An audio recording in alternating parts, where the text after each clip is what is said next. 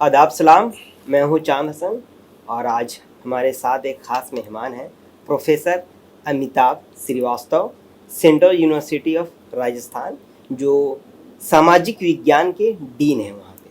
आज हम इनसे बात करेंगे इंडियन एजुकेशन सिस्टम के बारे में, जो वर्तमान में कहीं ना कहीं छूटती जा रही है, क्योंकि हम जिस तरीके से मॉडर्न एजुकेशन का महिमा मंडन करते आते हैं, हम अपने एजुकेशन सिस्टम, अपने इतिहास के पीछे अगर पन्ने को उल्टें तो देखते हैं कि हमारा एजुकेशन सिस्टम काफ़ी रीच रहा है और काफ़ी एक तरीके से बोल सकते हैं इम्पैक्टफुल रहा है। आज इसी के बारे में हम इंडियन एजुकेशन सिस्टम के बारे में बात करेंगे प्रोफेसर अमिताभ श्रीवास्तव जी से। और सर, आपका बहुत बहुत स्वागत है हमारे इस पॉडकास्ट में। तो हम सबसे पहले जानना चाहेंगे कि इंडियन एजुकेशन सिस्टम जो है, मॉडर्न एजुकेशन सिस्टम के सामने क्या चैलेंजेस है, जो उस तरीके से हम इंडियन होने के बावजूद मॉडर्न एजुकेशन सिस्टम को फॉलो करते हैं, ना कि इंडियन एजुकेशन सिस्टम को। देखिए, ये एक पहली बात तो मैं आभार दूंगा आपको, इस पूरे भारतीय विद्यापीठ का जो परिवार है, आपके निदेशक महोदय प्रोफेसर हुड्डा, कि उन्होंने मुझे मौका दिया अपनी बात को कहने का। और विश्वविद्यालय, ये संस्थान जिस तरह ग्रो कर रहा है, जिस तरह प्रगति कर रहा है, ये अपने आप में बहुत सारी उम्मीदें जगाता है। मैं अपने कुलपति के प्रति भी, प्रोफेसर आनंद भालेराव जी के प्रति भी आभार व्यक्त करता हूँ, जिन्होंने मुझे यहाँ आने का मौका दिया। जो बात आपने कही वो बहुत महत्वपूर्ण है और इसकी जड़ें, ऐसा नहीं रहा कि कभी भारतीय शिक्षा प्रणाली में कोई ऐसी खामी आ गई जिसकी वजह से वो हटी। ये बात अंग्रेजों ने स्वयं स्वीकार की, लॉर्ड मैकाले ने स्वीकार की, कि उन्हें अपनी व्यवस्था को टिकाए रखने के लिए भारतीय शिक्षा प्रणाली को ध्वस्त करना जरूरी था।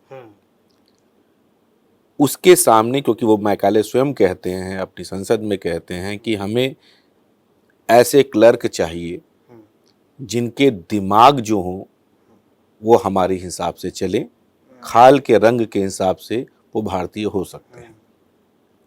यानी दिमाग पर उन्हें नियंत्रण करना था, एक गुलाम बनाने, एक गुलामी की मानसिकता कि पश्चिम ही श्रेष्ठ है, महिमा पश्चिम की महिमा, पश्चिम का ही महिमा मंडन हो। और वो इस तरीके से किया जाता है, वो इस तरीके से, जिसको कहा जाता है, दो चीजें होती, बार बार ये भी कहने की जरूरत नहीं कि आप गलत हो, किसी चीज को आप हाशिए पर डालते चले जाओ, है ना। और उस हाशिए में, जैसे उदाहरण के तौर पे, कि एक ही प्रमेय, एक ही थ्योरम बोधायन पहले सिद्ध कर चुके हैं और पाइथागोरस सदियों बात कर रहे हैं, लेकिन हम थ्योरी पढ़ेंगे पाइथागोरस की, है ना। वही बात है, दर्शन के जो विद्वान स्वयं मान रहे हैं कि हमने वहां से लिया।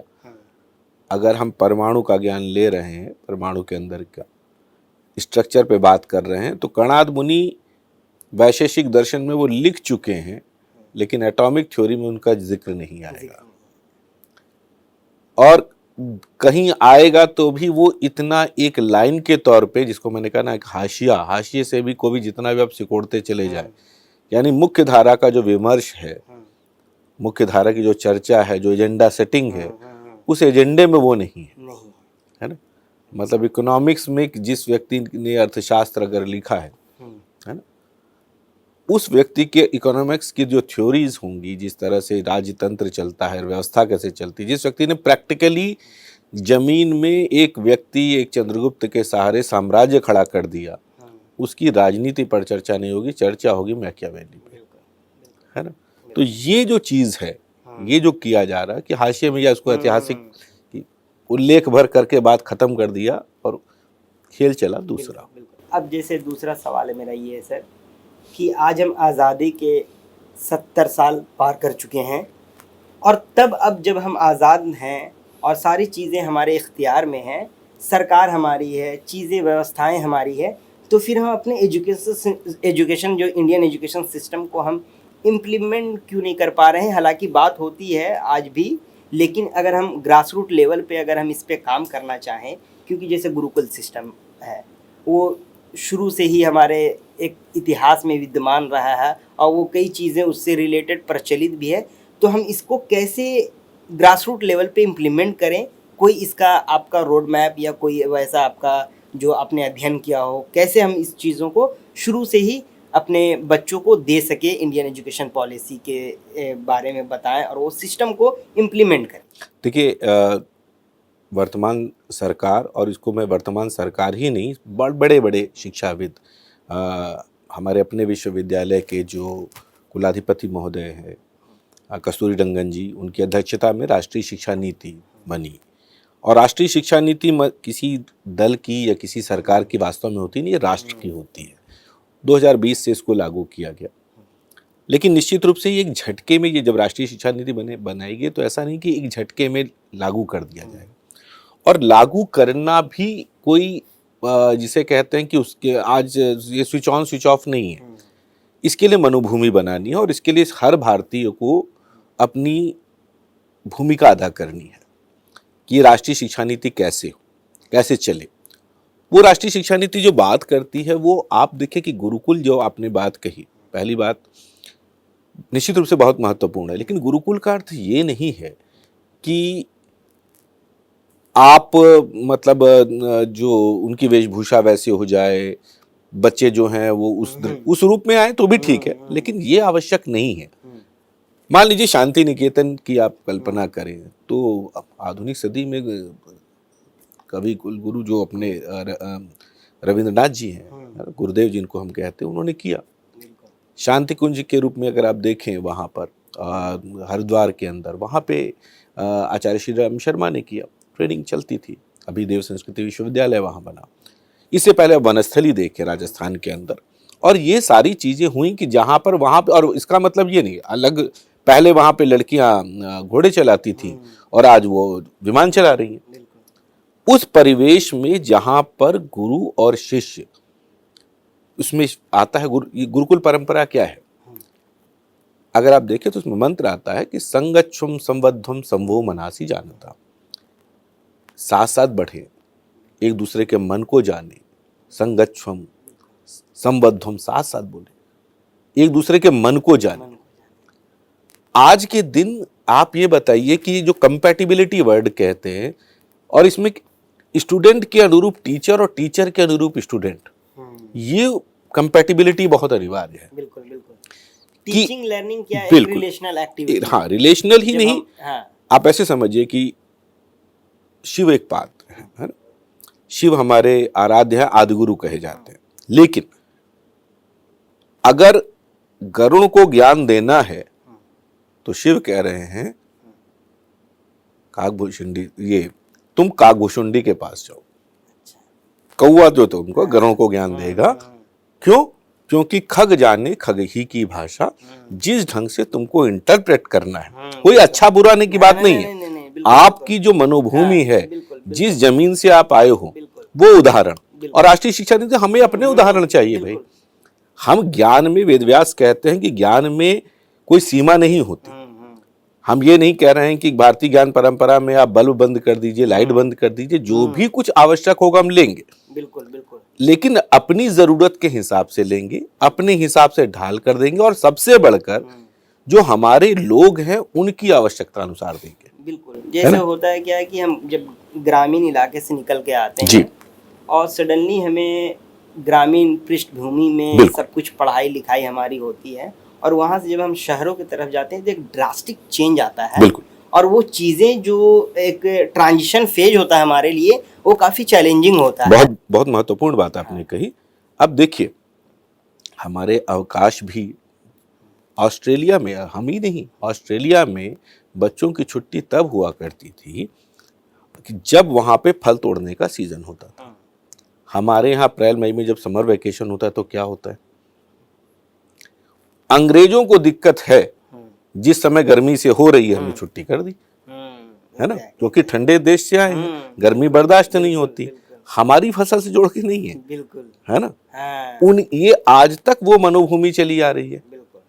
उनको एक पर्व मनाना है दिसंबर में,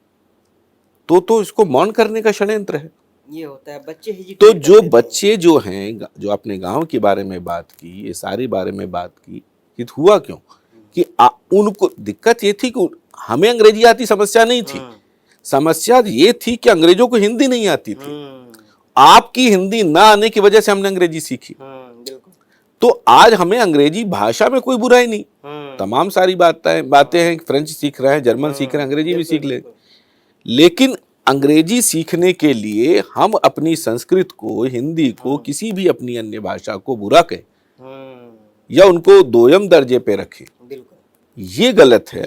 और सबसे बड़ी बात कि जिस बच्चे के अंदर प्रश्न की जिज्ञासा है, उसको वो बेचारा प्रश्न नहीं पूछ पा रहा है, वो उत्तर नहीं दे पा रहा है, इसलिए कि क्यों आपको नहीं आती। बिल्कुल। मतलब वो जो टीचर पढ़ाता था उसको नहीं आती, तो तुम्हें ना आने के लिए वो क्यों फेल होगा? क्यों? उसकी अपनी जो जिज्ञासा या उसके सवाल क्यों मर जाए। मसला यही है ना कि आता आपको नहीं, फेल वो हो रहा है। बिल्कुल, है ना। बिल्कुल। तो सब आप फेल होने थे, और अब तो चलिए ठीक है, कल अब तो आजाद हैं। ये जो चीज चलती रही, इसने किया, और वो एक पॉलिटिकल रीजन है कि देखिए, तमिल एक इस देश की सम्मानित भाषा है, उसमें कोई दो राय नहीं, सिर्फ साहित्य है, संगम साहित्य लिखा गया इसमें, तो तमिल में क्या बुराई? उत्तर की भी ये का दायित्व है कि दक्षिण की भाषाएं सीखे। दक्षिण, क्योंकि हम केवल जबानी जमा खर्च करेंगे तो गलत है। भाई आप फ्रेंच सीखना चाहते हैं, और तमाम ऐसे ऐप्स हैं, हम लोगों ने अपने विश्वविद्यालय में व्यवस्था लागू की कि उन ऐप्स के जरिए आप आराम से वो भाषाएं सीख सकते हैं, है ना। और जरूरी नहीं कि आप विद्वान होइए, लेकिन सामान्य रूप से अगर आप 5-10 जिस भी क्षेत्र में जा रहे हैं, वहां के महत्वपूर्ण शब्द जान रहे हैं, बोल रहे हैं, तो इससे अपनापन बनता है। तो भाषा तो एक इस मामले में हमको अंग्रेजी की तारीफ भी करनी चाहिए कुछ जगह, कि अंग्रेजी ने क्या कहते कि हर भाषा से, हिंदी से भी हर साल शब्द ले लेती है। हम बात करेंगे कि नहीं साहब, हम कहीं नहीं लेंगे, तो वो बाजार जैसे शब्द अंग्रेजी में उन्होंने इस्तेमाल कर ली, क्योंकि इस्तेमाल होता है, क्योंकि वो मर्चेंट्स की लैंग्वेज है ना, व्यापार, और इसलिए वो ग्रो कर रही, क्योंकि वो दूसरी भाषाओं से शब्द ले रही है। तो कई बार हम अतिशुद्धतावादी हो जाते हैं। भाषा वो ठीक है कि कुछ जगह विषय ऐसे रहेंगे कि उसमें जबरन दूसरी भाषा के पास, आपके पास विकल्प है शब्द, तो अब दूसरा क्यों लेना। लेकिन इतना भी दुराग्रही होने की आवश्यकता नहीं है कि जब अंग्रेजी तमाम शब्द ले रही, कहा जाता है अंग्रेजी के पॉलिटिकल साइंस की शुरुआत में गिने चुने शब्द थे, उसने फ्रेंच से उठा लिए। जैसे उर्दू में उसे बोलते हैं मखलूत जबान, बाकी जबानों से ले लेके अडॉप्ट करना, चीजों को बनाना। हर भाषा देखिए, हिंदी और उर्दू में एकदम समझिए बहन हो गया, यहीं पे विकसित हुई, है ना। अब आप उर्दू को उर्दू अलग है, फारसी अलग है, तुर्की अलग है, आप एक ही जैसा मानेंगे तो अलग है। लिपि की वजह से हो सकता है लिपि, इसलिए तमाम विद्वानों ने कहा है कि यहाँ पे देखिए, दोनों तरह उर्दू के साथ भी क्या किया गया, एक मतरूक नीति लागू की गई, जितने शब्द थे। अब उर्दू के साथ दिक्कत क्या है, वो अंग्रेजी का शब्द उठा लेगी, है ना, हिंदी के नहीं उठाएगी। नहीं, अभी एक नीति लागू की लंबे समय तक, जिसमें उर्दू से वो सारे शब्द, आप पाकिस्तान की भाषा समझिए, तो वो जहां जहां वो शब्द है हमारे, वहां पे वो पार्लियामेंट बोल देंगे, संसद नहीं बोलेंगे। अब ठीक है, पार्लियामेंट नहीं थी तो आप पार्लियामेंट, आप संसद ले लो। तो ये व्यवस्था इस तरह दृष्टि से चले कि जो अपना है, इस देश में आया, उसमें हम साझा पहले करें। नहीं है तो भाई हम नहीं कहेंगे हर जगह आप सॉफ्टवेयर की हिंदी आप करो, कोई आवश्यक नहीं है। एक्सेप्ट कीजिए, अनावश्यक चीजों को, अनावश्यक उसका मजाक नहीं बनाना है। ठीक है, तो बहुत बहुत धन्यवाद सर, आज आप इस डिस्कशन में आए और हमारे साथ इंडियन एजुकेशन सिस्टम पे चर्चा की है, और लोगों को समझ में आए। और हमारे हम कहते हैं कि अपने इतिहास पे हमें गर्व महसूस करना चाहिए, ना कि हमें अपने इतिहास को लेके रिग्रेट होना चाहिए, क्योंकि हमारा भारतीय इतिहास कोई आज की 100-2 साल पुरानी इतिहास नहीं है जिसको लेके हम अक्सर पश्चिम कल्चर या पश्चिम चीज़ों को लेके हम इतना ज़्यादा फैसिनेटेड होते हैं। हमारी इंडियन एजुकेशन सिस्टम काफ़ी एक तरीके से, उसमें हम बोल सकते हैं एक महान गाथाएं हैं, महान कहानियां हैं, महान हमारे कल्चर है, तो हमें उस पर गर्व महसूस करना चाहिए। और आज हमारे सर के साथ, आपके साथ मिलकर काफ़ी अच्छा लगा, और डिस्कशन करके भी काफ़ी अच्छा लगा। कुछ हमारे ऑडियंस को अगर आप इस भारतीय इंडियन एजुकेशन सिस्टम के रिगार्डिंग कुछ अगर मैसेज देना चाहें, हमारे बच्चों को मैसेज देना चाहें, तो ज़रूर। देखिए, मैं अक्सर ये कहता हूँ कि आप एक बच्चा जब बड़ा होता है तो बहुत महत्वपूर्ण होता है वो खुद अर्जित करे। तो नए ज्ञान को हमें प्राप्त करना है, बाहर से जहाँ भी जो चीज़ ज्ञान प्राप्त है वो अर्जित करते रहे, लेकिन ये कम से कम 8,000 से 10,000 साल का अनुभव है। आज के दिन आदमी 20 से 25 साल अनुभव करता है तो गर्व से सीना फुला लेता है ना। यहाँ 8 से 10,000 साल का अनुभव, ये आपकी एफडी है। आपके पूर्वजों ने उस अनुभव को आपके लिए रखा है। जिस ज्ञान के ऊपर पश्चिम शोध कर रहा है, पश्चिम आपकी भाषा पे शोध करके अवतार जैसी फिल्में बना रहा है, जर्मन आपकी भाषा पे शोध कर रहा है, वो आपके दर्शन पर बात कर रहा है, विज्ञान में तमाम ऐसी जगहों पर वैज्ञानिक पक्षों में आज भी चिंतन चल रहा है, पश्चिम कर रहा है, लेकिन हम शायद उसको उस दृष्टि से सम्मान नहीं दे पा रहे हैं जो वास्तव में पश्चिम में आपकी आज भी एक ही पहचान है, वह संस्कृति जिसकी तुलना कोई देश नहीं कर सकता। तो ये हमारी धरोहर है, ये हमारी ताकत है जो आपको पूरी दुनिया में सबसे सर्वश्रेष्ठ बना रही है। कृपया अपनी ताकत को पहचानें, जैसे कि हनुमान ने अपनी ताकत को पहचाना और एक लंबी छलांग लगाई। वो लंबी छलांग आप भी अपने भविष्य की ओर, उज्जवल भविष्य की ओर लगा सकें, इसके लिए खुद को पहचानना ज़रूरी है। बहुत बहुत धन्यवाद सर।